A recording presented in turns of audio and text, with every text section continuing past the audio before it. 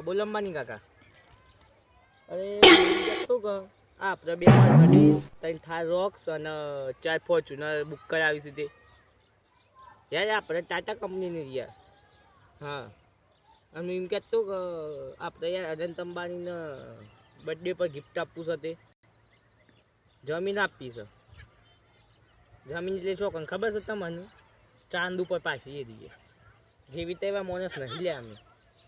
હા અંબાની કાકા મેઘજો મારી યાર મિસ્ટર બીસનો ફોન આવે છે.